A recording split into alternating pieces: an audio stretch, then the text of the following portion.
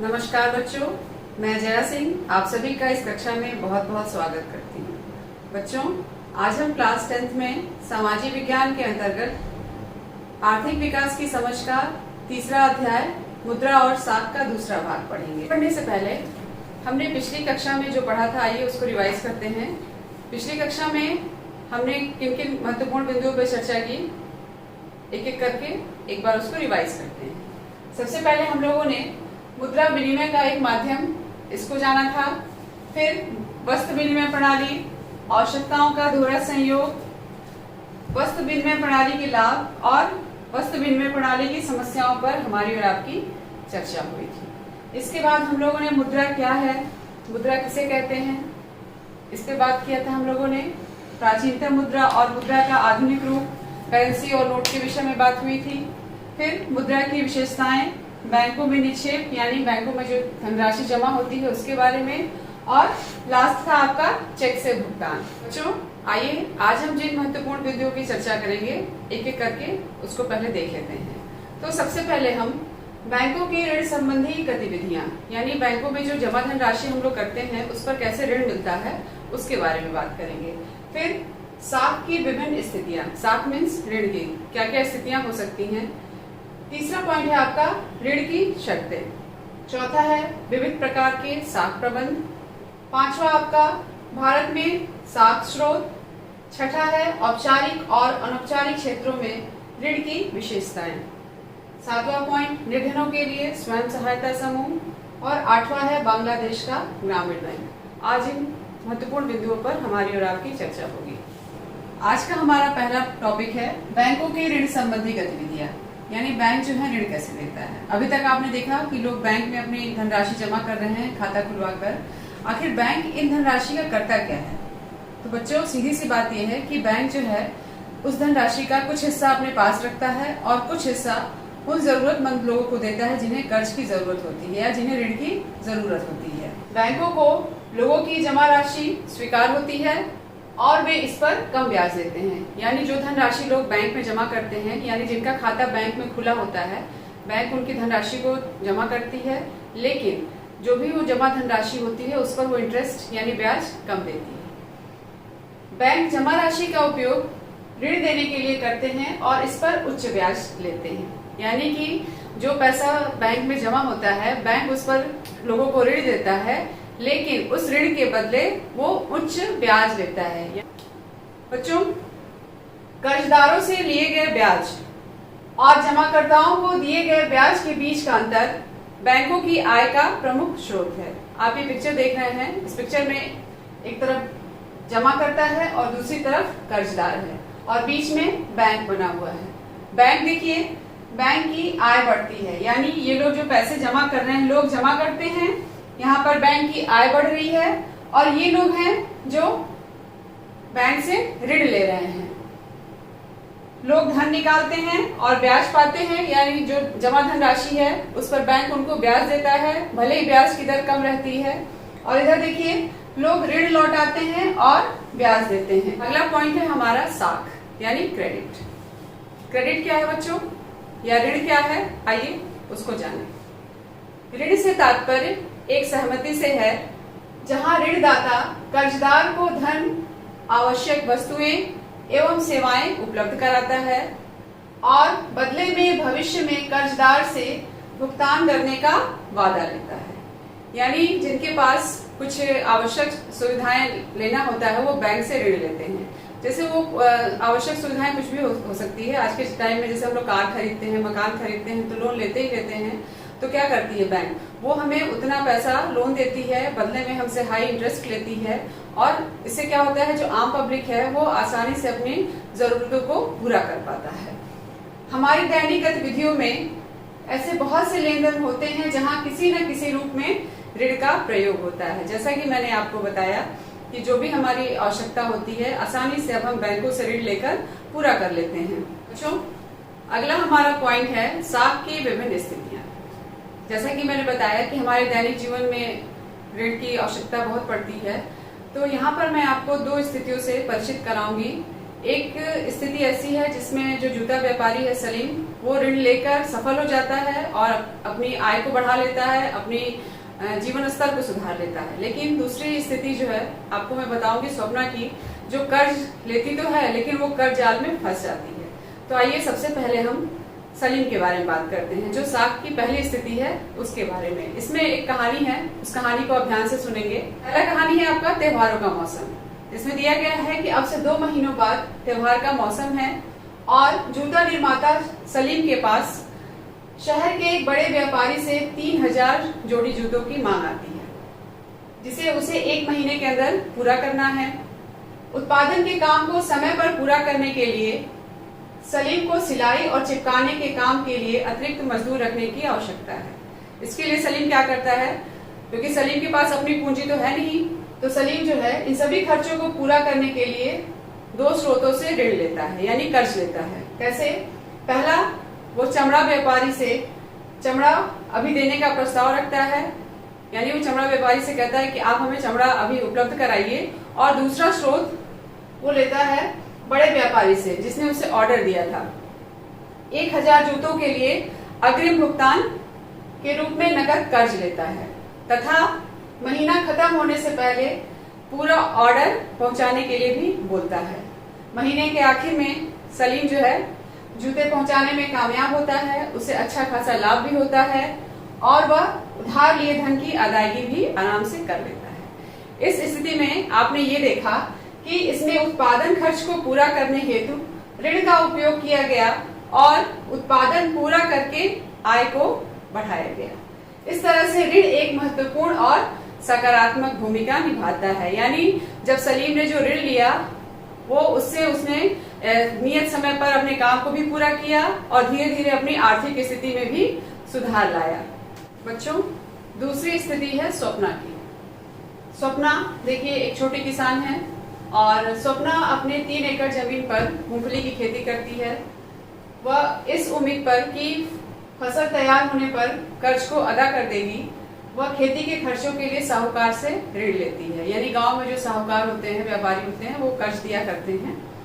फसल पर कीटनाशकों के हमले से फसल बर्बाद हो जाती है और स्वप्ना की जो आर्थिक स्थिति जो कर्ज लेने के बाद सुधरने वाली थी, वो देखिए कैसे गड़बड़ होती है।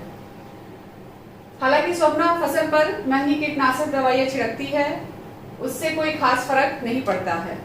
वह साहूकार का कर्ज लौटाने में असफल रहती है और साल के अंदर यह कर्ज बड़ी रकम बन जाती है, क्योंकि जो उसने कर्जा लिया था उस पर साहूकार को उसे ब्याज भी देना था।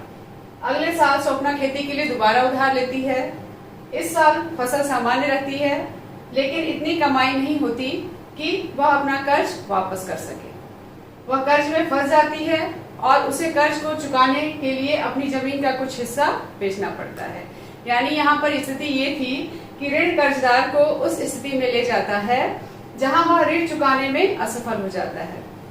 स्वप्ना के साथ भी यही हुआ। स्वप्ना ने ऋण लिया, उसने ये सोचा कि उससे उसकी आर्थिक स्थिति सुधर जाएगी, लेकिन उसकी आर्थिक स्थिति सुधरने की बजाय बिगड़ जाती है और एक तरीके से वो कर्ज के जाल में पूरी तरह फंस गई है। अब बच्चों, आइए इन दोनों ही स्थितियों की हम तुलना करते हैं। एक स्थिति जो सलीम की देखी हम लोगों ने कि कर्ज लेकर कैसे वो अपनी आर्थिक स्थिति में सुधार ले आता है, और दूसरी स्थिति स्वप्ना की थी जो कर्ज लेने के बाद धीरे धीरे करके उस जाल में फंसती ही जाती है। एक स्थिति में आय में वृद्धि करने में मदद मिलती है और व्यक्ति की स्थिति पहले की तुलना में बेहतर हो जाती है, जबकि दूसरी स्थिति में फसल की विफलता की वजह से कर्जदार व्यक्ति को कर्ज जाल में डाल देता है। और आप इन दोनों ही कहानियों के माध्यम से साख की जो स्थिति थी उसको आप समझ गए होंगे कि ऋण जो है कभी कभी सकारात्मक भी होता है और कभी कभी जब हम कर्ज नहीं चुका पाते हैं तो वो हमारे ऊपर एक नकारात्मक प्रभाव भी डालता है। बच्चों, अगला टॉपिक है हमारा ऋण की शर्तें। यानी जो ऋण दिया जाता है वो क्या ऐसे ही दे दिया जाता है? नहीं, उसके लिए भी कुछ कंडीशन होती है, शर्तें लगाई जाती हैं। तभी अगर हम उस मानक को पूरा करेंगे तभी हमें ऋण प्राप्त हो सकता है। देखिए, ऋण की शर्तें उन परिस्थितियों या दशाओं का एक समूह है जिसके अंतर्गत ऋण दिया जाता है। ऋण भुगतान के तरीके, मतलब वो शर्तें क्या क्या हैं, आइए। जैसे ऋण भुगतान के तरीके, ब्याज की दर, ऋण की अवधि या अन्य संबंधित दशाएं इसके अंतर्गत शामिल होती हैं। इन सारी चीजों को देखने के बाद ही कोई भी बैंक या कोई भी साहूकार लोगों को ऋण उपलब्ध कराता है। बच्चों, ऋण की शर्तों के अंतर्गत ही हम समर्थक ऋणाधार को जानेंगे। समर्थक ऋणाधार क्या है? आइए, समर्थक ऋणाधार जिसमें गिरवी रखने के लिए कोई एक वस्तु अथवा आवश्यक दस्तावेज शामिल होते हैं। आप लोगों ने देखा होगा कि गांव में जो साहूकार होते हैं, जो कर्ज देते हैं, अगर सामने वाले की स्थिति बहुत ही अच्छी नहीं होती है तो कुछ न कुछ वो सामान गिरवी रख लेते हैं। समर्थक ऋणाधार कहते किसे हैं? देखिए, समर्थक ऋणाधार ऐसी संपत्ति है जिसका मालिक ऋण लेने वाला होता है। यानी जैसे जो लोग आजकल अपनी जरूरतों को पूरा करने के लिए लोन लेते हैं, जैसे देखिए भूमि, गाड़ी, इमारत, पशु, बैंकों में पूंजी आदि। यानी जो हम लोग लोन लेते हैं वो इन आवश्यकताओं को पूरा करने के लिए लेते हैं। ऋणदाता उस स्थिति में इस संपत्ति का प्रयोग कर सकता है जब ऋण लेने वाला व्यक्ति ऋण चुकाने में असमर्थ हो। जैसा कि मैंने आपको बताया कि जब आदमी के पास कोई इनकम का सोर्स नहीं है तो बैंक जो है कुछ न कुछ गिरवी जरूर रख लेती है कि अगर बाई चांस वो व्यक्ति ऋण नहीं चुका पाता है तो जो संपत्ति उसने गिरवी रखी है उसी के माध्यम से वो अपना ऋण पूरा वसूल लेगा। ऋणदाता समर्थक ऋणाधार को बेचकर अपना भुगतान प्राप्त कर सकता है। ऋण की शर्तें जो हैं कर्जदाता और जो कर्ज लेने वाला है उनकी प्रकृति पर भी निर्भर करता है। जो भी गिरवी रखे जाते हैं सामान, ये उसको ध्यान में रखकर किया जाता है। बच्चों, नेक्स्ट टॉपिक है विविध प्रकार के साख प्रबंध। यानी ऋण को देने के लिए क्या क्या प्रबंध होते हैं। आपकी बुक में दिया हुआ है कि कुछ बच्चे हैं जो ये जानने का प्रयास करते हैं कि ऋण किन परिस्थितियों में और कैसे दिया गया। उसके लिए वो एक गांव का जिसका नाम है सोनपुर का सर्वे करते हैं। वहां पर उन्हें ये 3 स्टोरी मिलती है। देखिए, पहली है श्यामल की स्टोरी। श्यामल का कहना है कि वो अपनी 1.5 एकड़ जमीन पर खेती करने के लिए पहले हर मौसम में उधार लेता था। पहले वो जो है 5% मासिक ब्याज की दर से गांव के साहूकार से या महाजन से कर्ज लेता था। फिर बाद में वह एक कृषि व्यापारी से 3% मासिक ब्याज की दर पर ऋण लेने लगा। जुताई के मौसम की शुरुआत होने पर व्यापारी ऋण पर कृषि संबंधी जरूरतों को पूरा करता था और जब वो फसल तैयार हो जाती थी तो उसे वापस करना होता था। ऋण पर ब्याज के अलावा व्यापारी किसानों से वादा लेता था कि वह अपनी फसल उसी को बेचेंगे। इस तरह व्यापारी निश्चिंत है कि ऋण की अदायगी जो है समय पर उसे हो जाएगी। और फसल की कीमतें जो हैं फसल काटते समय कम होती हैं तो वो क्या करता था कि किसानों से कम कीमत पर ही फसल जो है खरीद लिया करता था और बाद में कीमत बढ़ने पर बाजारों में बेच दिया करता था। व्यापारी को उस समय फसल खरीदने से मुनाफा होता है और वह फसल सस्ते में खरीदकर बाद में कीमतें बढ़ने पर बेचता है। ये आपने देखा श्यामल का एक ये कहानी बच्चों ने ये देखा। दूसरी कहानी अरुण की है। अरुण एक किसान मजदूर के काम का निरीक्षण कर रहा है।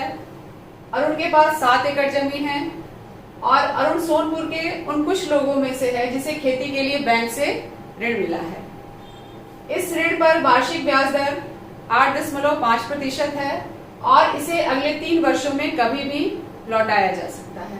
अरुण की ये प्लानिंग है कि वह फसल तैयार होने पर अपनी उपज का कुछ हिस्सा बेचकर इस ऋण की अदायगी कर देगा। वह बाकी आलू की फसल को शीत भंडार यानी कोल्ड स्टोरेज में रखकर बैंक से इसके बदले नया कर्ज ले लेगा और बैंक जो है उन किसानों को ऐसी सुविधा देने के लिए हमेशा तैयार रहती है जो खेती के लिए ऋण लेते हैं, फिर चुका भी देते हैं, फिर नया ऋण लेते हैं। ये तो हो गई बात दूसरी स्टोरी की यानी अरुण की। तीसरी कहानी है आपकी रमा की। रमा निकट के खेत में कृषि मजदूर के रूप में काम करती थी और साल में कई महीने रमा के पास कोई काम नहीं होता और इसे अपने रोजमर्रा के खर्चों के लिए कर्ज लेना पड़ता था। अचानक बीमार पड़ने पर या परिवार में कोई अचानक कोई घटना हो जाए तो उसके पास खर्च करने के लिए पैसा नहीं होता था, वो कर्ज पर ही डिपेंड रहती थी। रमा कर्ज के लिए अपने मालिक पर जो सोनपुर का भूस्वामी है उस पर आश्रित है। भूस्वामी उसे 5% मासिक ब्याज की दर से ऋण देता है। रमा उस कर्ज को भूस्वामी के यहाँ काम करके वापस करती है और रमा को जब भी नया ऋण लेना होता है वो अपने भूस्वामी से ही वो ऋण लेती है और बदले में वो अपनी सेवा उन्हें यानी उनके घर का काम करके चुकाती है। वर्तमान में उसे भूस्वामी के 5,000 रुपए देने हैं लेकिन उसके पास इतनी क्षमता नहीं है कि वो किसी और सोर्स से अपना कर्ज चुका सके, जबकि उसके भूस्वामी का व्यवहार बहुत अच्छा नहीं है, फिर भी वह उसके लिए लगातार काम करती है ताकि आवश्यकता पड़ने पर उसे ऋण मिल सके। रमा हमें बताती है कि सोनपुर में भूमिहीन लोगों के लिए ऋण का एकमात्र स्रोत भूस्वामी नियोक्ता ही है। बच्चों, ये 3 टॉपिक मैंने आपको दिखाए। एक में आपने देखा ऋण देने वाला स्रोत साहूकार और व्यापारी है। दूसरा आपने देखा अरुण का जो ऋण ले रहा है बैंक से, और तीसरा रमा की कहानी आपने देखी जो ऋण ले रही है अपने नियोक्ता से, यानी अपने भूस्वामी से। बच्चों, ग्रामीण क्षेत्रों में साख की मुख्य मांग फसल उगाने के लिए, यानी ऋण जो लिए जाते हैं ज्यादातर क्यों लिए जाते हैं? फसल उगाने के लिए, जिसमें बीज, खाद, कीटनाशक दवाएं, पानी, बिजली उपकरण की मरम्मत आदि के लिए इस ऋण का प्रयोग किया जाता है। और अभी जो आपने 3 स्थितियां देखी उसमें आपने देखा कि एक गांव में विभिन्न श्रेणी के उधारकर्ताओं के लिए अलग अलग साख या ऋण व्यवस्था हो सकती है। जैसा साहूकार और व्यापारी हो सकते हैं, बैंक हो गए, नियोक्ता हो गया, सहकारी समितियां और कृषक कोऑपरेटिव बैंक भी होते हैं जो लोगों को कम ब्याज पर कर्ज उपलब्ध कराते हैं, और लोग जब अपना एक निश्चित आय प्राप्त कर लेते हैं तो बैंकों को वो वापस लौटा देते हैं, फिर नए कर्ज के लिए वो एप्लीकेशन देते हैं तो उनका कर्ज फिर से स्वीकृत हो जाता है। नेक्स्ट टॉपिक है हमारा भारत में साख स्रोत, यानी ऋण प्राप्त करने के कौन कौन से स्रोत हैं। आइए, भारत में ऋण प्राप्त करने के 2 स्रोत हैं। जैसे देखिए औपचारिक और अनौपचारिक। औपचारिक में कौन कौन से स्रोत हैं? देखिए बैंक और सहकारी समितियां जो लोगों को ऋण उपलब्ध कराते हैं एक निश्चित ब्याज की दर पर। दूसरा है अनौपचारिक क्षेत्र। अनौपचारिक क्षेत्र जो गांव में साहूकार होते हैं, या देखिए मित्र, रिश्तेदार, व्यापारी, साहूकार, जमींदार, बड़े किसान आदि शामिल हैं। आप ये फिगर देख रहे हैं, और ये चित्र जो है वर्ष 2012 में भारत में 1000 ग्रामीण परिवारों के साख के स्रोत का सर्वे है। इसमें आप देख लीजिए, जो आप ये येलो देख रहे हैं ये साहूकार, यानी 33% लोग साहूकारों से कर्ज लेते हैं गांव में, 25% बैंक से लेते हैं जो कॉमर्शियल बैंक हैं, और 25% सहकारी समितियां। ये ब्लू देख रहे हैं आप, ये 1% है, ये सरकारी लोन हो जाता है। पिंक लाइन देख रहे हैं, ये अन्य औपचारिक स्रोत 2% हो गए। ब्लू रिश्तेदार एवं मित्र 8%। ग्रीन यहाँ पर देख रहे हैं आप जमींदार 1%, और ये पर्पल देख रहे हैं बैगनी अन्य औपचारिक स्रोत 5%। ये ऋण का या कहा जा रहा है कि साख का ये स्रोत है, और इस आलेख के माध्यम से इसे स्पष्ट किया गया है ताकि बिल्कुल आपको अच्छे तरह से समझ में आ जाए। बच्चों, आइए अब हम औपचारिक और अनौपचारिक क्षेत्र में ऋण की विशेषताएं जान लेते हैं। तो सबसे पहले हम औपचारिक क्षेत्र में बात करेंगे। औपचारिक क्षेत्र में कम दरों में ऋण प्रदान किया जाता है, और यह मुख्यतः भारतीय रिजर्व बैंक के द्वारा पर्यवेक्षित होता है, यानी भारतीय रिजर्व बैंक इस लोन को देखती रहती है। इसमें बैंक और सहकारी समितियां शामिल हैं। भारतीय रिजर्व बैंक यह ध्यान देता है कि बैंक न केवल लाभकारी व्यवसायों और व्यापारियों के लिए ऋण प्रदान करते हैं, बल्कि छोटे किसानों, लघु उद्योगों और जो छोटे उधारकर्ता हैं उनको भी ऋण मिल रहा है कि नहीं, यानी सारा जो भी बैंक का काम होता है वो भारतीय रिजर्व बैंक की निगरानी में होता है। बच्चों, आइए अब हम अनौपचारिक स्रोतों की बात करते हैं। अनौपचारिक क्षेत्र अपने ऋणों पर उच्च ब्याज लगाता है, यानी जो गांव में साहूकार या व्यापारी या हम किसानों मित्रों से, जो बड़े किसान होते हैं उनसे जो कर्ज लेते हैं, उस पर क्या होता है कि उच्च ब्याज दर लगाई जाती है, क्योंकि इस क्षेत्र की निगरानी के लिए कोई संगठन नहीं है। आपने देखा औपचारिक क्षेत्र में बैंकों की निगरानी के लिए भारतीय रिजर्व बैंक है, और यहाँ पर जो अनौपचारिक क्षेत्र है यहाँ पर कोई एक संगठन नहीं है जो ये देखभाल कर सके कि कितना ब्याज, कितनी धनराशि पर कितना ब्याज लगाया जा रहा है। यह उधारकर्ताओं के ऋण को बढ़ा सकता है और उन्हें कर्ज जाल में फंसा सकता है। आपने स्वप्ना की कहानी देखा ही, कुछ लोग ब्याज दर ऊंची होने के कारण उधार लेकर अपना उद्यम शुरू नहीं कर पाते हैं, क्योंकि ब्याज की दर इतनी ऊंची होती है कि जो उनकी धनराशि, जो मूल धनराशि है वो तो वो चुका ही नहीं पाते हैं, तो ब्याज की बात कहाँ से करें, तो उनके लिए कठिन हो जाता है। इसलिए बहुत से लोग अपना नया व्यापार या नया उद्योग धंधे शुरू नहीं कर पाते हैं। शहरी और ग्रामीण क्षेत्रों में अभी भी गरीब परिवार अपने उधार की जरूरतों के लिए अनौपचारिक स्रोतों पर निर्भर रहते हैं। चाहे वो गांव हो या शहर हो, बहुत से लोग ऐसे हैं जिन्हें बैंक से या औपचारिक क्षेत्रों से जब ऋण या लोन नहीं मिल पाता है तो वो छोटे छोटे किसानों या व्यापारियों से या साहूकारों से कर्ज लेकर अपना काम चलाते रहते हैं। और अभी भी जरूरत है कि भारत में इन स्रोतों को, औपचारिक स्रोतों को बढ़ावा दिया जाए ताकि चाहे वो गरीब वर्ग जो है आसानी से लोन प्राप्त कर सके या कर्ज ले सके। बच्चों, ये चित्र आप देख रहे हैं और ये भी एक सर्वे ही है।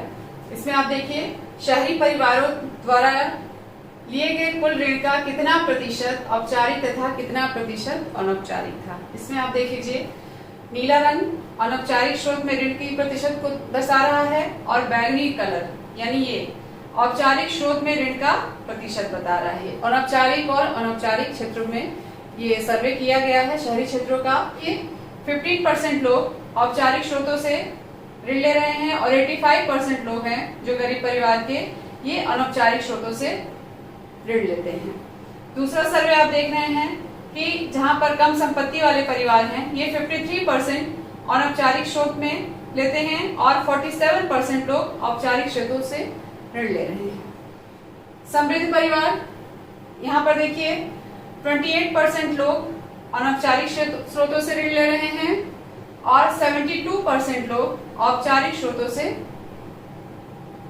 इधर देखिए अमीर परिवार जो है ये 10% अनौपचारिक स्रोत से ऋण ले रहे हैं और 90% लोग जो हैं औपचारिक स्रोतों से ऋण या कर्ज लेते हैं। यानी बैंक जो शहरों में है वो औपचारिक स्रोत ज्यादा प्रभावी है और जो गरीब लोग हैं उन्हीं के लिए अनौपचारिक स्रोत ज्यादा यूज में दिखाई दे रहा है। इसके लिए करना क्या है?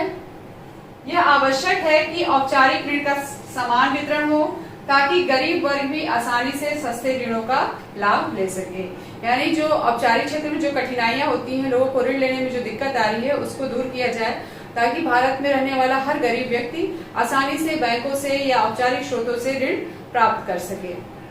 बच्चों, अगला टॉपिक है हमारा निर्धनों के लिए स्वयं सहायता समूह। यानी जो गांव में लोग या शहरों में जो गरीब लोग हैं उनके लिए तरह तरह के सहायता समूह खोले गए हैं जिसे हम सेल्फ हेल्प ग्रुप कहते हैं।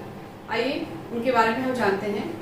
स्वयं सहायता समूह ऐसे लोगों का समूह होता है जो समान सामाजिक व आर्थिक पृष्ठभूमि वाले लोग होते हैं और ये एक साथ एकत्रित होकर अपनी क्षमता के अनुसार नियमित रूप से पैसे बचाते हैं। बच्चों, ये आप चित्र देख रहे हैं, यहाँ पर सारी महिलाएं और कुछ पुरुष भी हैं जो बैठे हुए हैं। ये सभी लोग स्वयं सहायता समूह के हैं।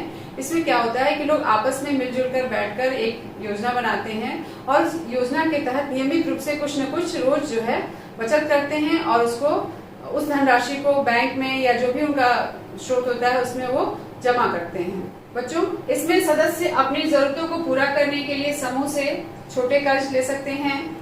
समूह इन कर्जों पर ब्याज लेता है, लेकिन जो ये ब्याज होता है वो साहूकार की अपेक्षा कम होता है। यानी जो छोटे साहूकारों से गांव में कर्ज लेते हैं उससे ब्याज की दर यहाँ पर कम रहती है। 1-2 वर्षों के बाद नियमित रूप से बचत करने पर समूह को बैंक से भी ऋण मिल जाता है। यानी समूह को बैंक भी ऋण देने के लिए तैयार हो जाता है और इसका उद्देश्य होता है सदस्यों के लिए स्वरोजगार के अवसरों का सृजन करना।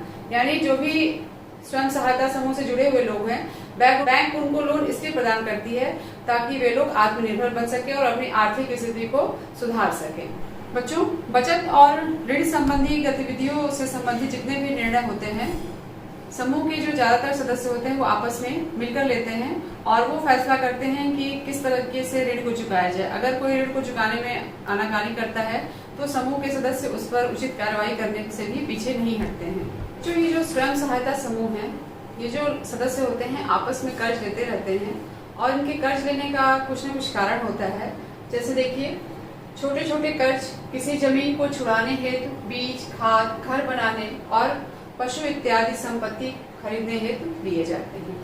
यानी आपने देखा कि जिस तरह से बैंकों से हम लोन ले रहे थे और कुछ सामान समर्थक ऋणाधार के अंतर्गत कुछ गिरवी रख रहे थे, वही स्थिति स्वयं सहायता समूह के साथ भी है कि वो लोग छोटे छोटे कर्ज ले रहे हैं। किस लिए? क्योंकि उन्हें जमीन को छुड़ाने के लिए चाहिए या पशु या जो भी उनकी आवश्यकता है उसको वो पूरा कर रहे हैं। इसके अलावा स्वयं सहायता समूह महिलाओं को आर्थिक रूप से आत्मनिर्भर बनाने के लिए भी ऋण प्रदान करता है। यानी स्वयं सहायता समूह में महिलाएं भी जुड़ी होती हैं और उनका उद्देश्य ये है कि जो महिलाएं आर्थिक रूप से काफी पिछड़ी हुई हैं, इन समूहों के माध्यम से उनको आत्मनिर्भर बनाया जा सके। समूहों के नियमित बैठक होते हैं और उस बैठक में स्वास्थ्य, पोषण, घरेलू हिंसा आदि जो ज्वलंत मुद्दे हैं उन पर चर्चा परिचर्चा होती है और अगर किसी को सहायता की जरूरत होती है तो ये समूह के सदस्य समान रूप से आर्थिक और सामाजिक मदद भी करते हैं। बच्चों, अब स्वयं सहायता समूह से संबंधित ही बांग्लादेश की ग्रामीण बैंक के विषय में हम पढ़ेंगे। आइए जानते हैं कि बांग्लादेश का ग्रामीण बैंक इतना प्रसिद्ध क्यों है। बांग्लादेश ग्रामीण बैंक का उचित ब्याज दरों पर गरीबों की ऋण जरूरतों को पूरा करने में एक बड़ा महत्वपूर्ण योगदान रहा है। इसकी शुरुआत 1970 में एक छोटे पैमाने से हुई थी, लेकिन 2018 तक आते आते इस ग्रामीण बैंक के अब तक 9 लाख सदस्य बन चुके हैं और ये ज्यादातर जो है बांग्लादेश के 81,600 गाँव में फैले हुए हैं। इससे ऋण लेने वाली ज्यादातर महिलाएं हैं जिनका संबंध समाज के गरीब तबके से है। आपने स्वयं सहायता समूह जो महिलाओं का देखा, भारत में काफी प्रचलित है और ज्यादातर गुजरात, राजस्थान के इलाकों में ये स्वयं सहायता समूह बहुत सक्रिय हैं। उत्तर प्रदेश में भी स्थिति पहले से बहुत ही बेहतर है। बहुत सी महिलाएं स्वयं सहायता समूहों के माध्यम से छोटे छोटे कामों में बिजी रहती हैं और अपने को बिल्कुल उन्होंने धीरे धीरे आर्थिक रूप से आत्मनिर्भर बना लिया है। इन कर्जदारों ने दिखा दिया है कि न केवल गरीब महिलाएं भरोसेमंद होती हैं, बल्कि वे विभिन्न तरह की छोटी छोटी आय वाली गतिविधियों को सफलतापूर्वक शुरू करने और चला सकने में सक्षम है। यानी कि जो महिलाएं हैं वो जैसे सिलाई का काम हो गया, कढ़ाई का काम हो गया या छोटे छोटे माचिस बनाना, मोमबत्ती बनाना, इस तरह के कामों को करके, और ये स्वयं सहायता समूह इस तरह के कामों को प्रोत्साहित भी करता है और उसके लिए बैंक से ऋण भी आसानी से उपलब्ध हो जाता है। इस बांग्लादेश के ग्रामीण बैंक के विषय में प्रोफेसर मोहम्मद यूनुस बहुत ही प्रसिद्ध रहे हैं और उन्होंने कहा है कि अगर गरीब लोगों को सही और उचित दरों पर ऋण उपलब्ध कराया जा सकता है, लाखों छोटे लोग अपनी लाखों छोटी छोटी गतिविधियों के जरिए विकास का सबसे बड़ा चमत्कार कर सकते हैं। बच्चों, ये कथन, ये वक्तव्य जो है प्रोफेसर मोहम्मद यूनुस साहब का है और इन्हें 2006 में शांति के लिए नोबेल पुरस्कार से सम्मानित किया गया था। और इनका कथन है कि अगर इस तरह के छोटे छोटे स्वयं सहायता समूहों को धीरे धीरे बढ़ावा दिया जाए तो किसी भी देश की आर्थिक व्यवस्था काफी मजबूत हो सकती है। भारत में ही देख लीजिए, अगर स्वयं सहायता समूहों को बढ़ावा दिया गया है तो महिलाएं इस क्षेत्र में काफी आगे आई हैं। तरह तरह के छोटे छोटे उद्योग जैसे सिलाई उद्योग हो गया, कढ़ाई उद्योग हो गया, मोमबत्ती बनाना, माचिस बनाना, इस तरह के छोटे छोटे उद्योगों को बढ़ावा मिला है। बच्चों, आज हमारा ये अध्याय समाप्त हुआ और इस अध्याय में हमने मुद्रा और बैंकिंग प्रणाली के विषय में जाना। आपने देखा कि लोग अपनी आवश्यकता से जो अधिक धनराशि है उसको बैंक में खाता खुलवाकर जमा करते हैं और बैंक उस धनराशि का कुछ भाग अपने पास रखता है और बाकी जो लोग जरूरतमंद हैं, जिन्हें ऋण की आवश्यकता है, उन्हें एक निश्चित ब्याज की दर पर ऋण उपलब्ध कराता है। यह ऋण सकारात्मक और नकारात्मक भूमिका दोनों ही निभाता है। आपने सलीम और स्वप्ना की कहानी को सुना। भारत में औपचारिक और अनौपचारिक दोनों ही स्रोतों से ऋण लोग लेते हैं। ज्यादातर शहरी इलाकों में औपचारिक स्रोतों का ज्यादा प्रयोग होता है और गांव में अनौपचारिक स्रोतों का। तो इसके लिए आवश्यक है कि ज्यादा से ज्यादा औपचारिक स्रोतों को बढ़ावा दिया जा सके, तो ताकि गाँव में या शहरों में जो गरीब तबका है उन लोगों को आसानी से ऋण उपलब्ध हो सके। और एक तरीके से देखा जाए तो इस व्यवस्था के लागू हो जाने से या इस व्यवस्था के आ जाने से हमारा जो अर्थव्यवस्था है वो काफी मजबूत हो जाएगा पहले से। ये प्रक्रिया हमारे अर्थव्यवस्था की मजबूती के लिए अत्यंत ही आवश्यक है। बच्चों, इस अध्याय के अंत में कुछ अभ्यास प्रश्न मैं आपको दे रही हूँ, जिन्हें देखकर आप अपनी कॉपी में इसके उत्तर लिखेंगे।